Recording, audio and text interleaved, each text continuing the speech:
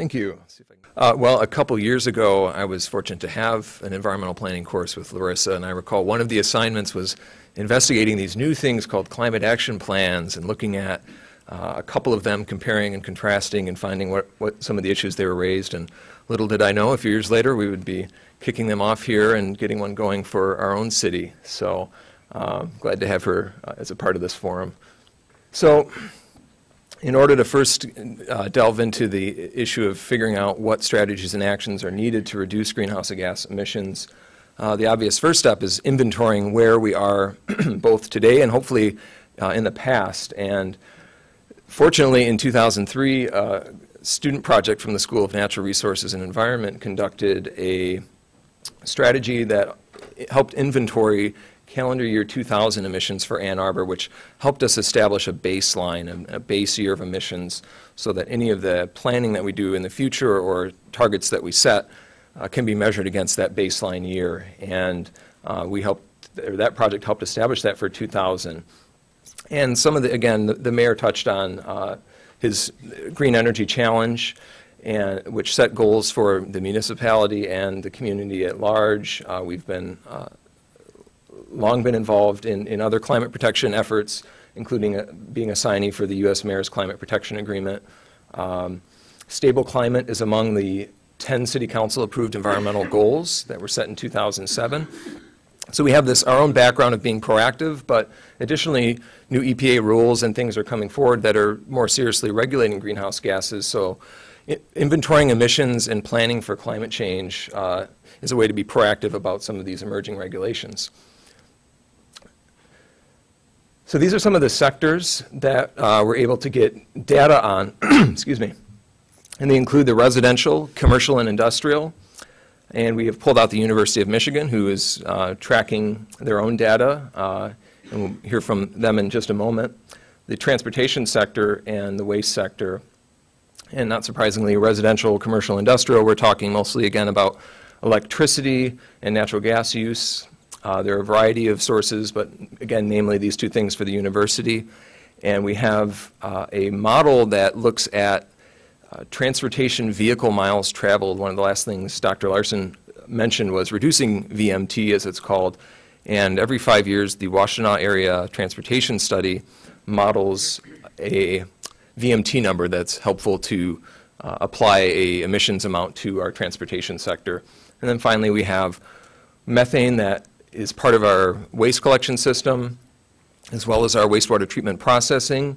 And we also have a closed landfill that we capture a lot of gas from, fortunately, but that also emits a trace amount of methane gas, which is as we see on the bottom here, a greenhouse gas that's 21 times stronger than carbon dioxide. So this is just to show some of the different heat trapping potential of the primary greenhouse gases we looked at in our inventory. And just at the very bottom there, if you can see it, is the basic calculation that goes into figuring out what the emissions are, which is the activity data, or the consumption, if you will, of electricity in kilowatts, and then you apply that to a certain factor per kilowatt hour. In that instance, that results in an emission. And a few final terms and things to keep in mind. Greenhouse gases internationally, the standard is metric tons, so there are 2,200 plus pounds per metric ton. So all the data I'm going to show here in a second are in metric tons of CO2 equivalent, again, equalizing both methane, nitrous oxide, and carbon dioxide into one common unit. We have a protocol, the International Local Government Emissions Analysis Protocol, that helps set some of the guidelines for attempting to do these emissions inventories. And I should say, dozens and dozens of cities are on their way with doing climate action plans, and even more have done greenhouse gas inventories. So we're certainly not alone in this effort. And I mentioned the 2000 baseline year being established by the SNRE report. Really quickly here, unfortunately, I know I'm running out of time, and in order to get everybody up here, I'm going to try and go through this kind of quickly.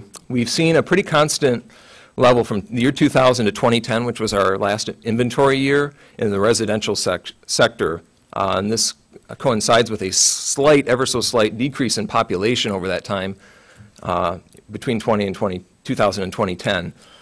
The commercial industrial sector Contrasting to that, dropped quite a bit, and we think this probably has a lot to do with economic factors, the loss of the Pfizer facility, things of that sort.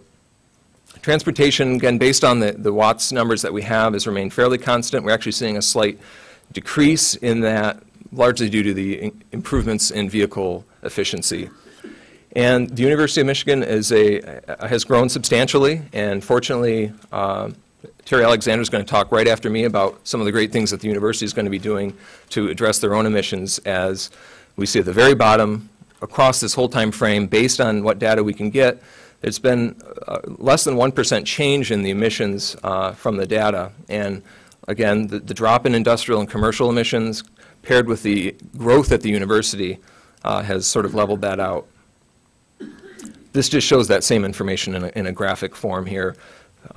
2000 and 2010 left to right on those two, on the common colored bars.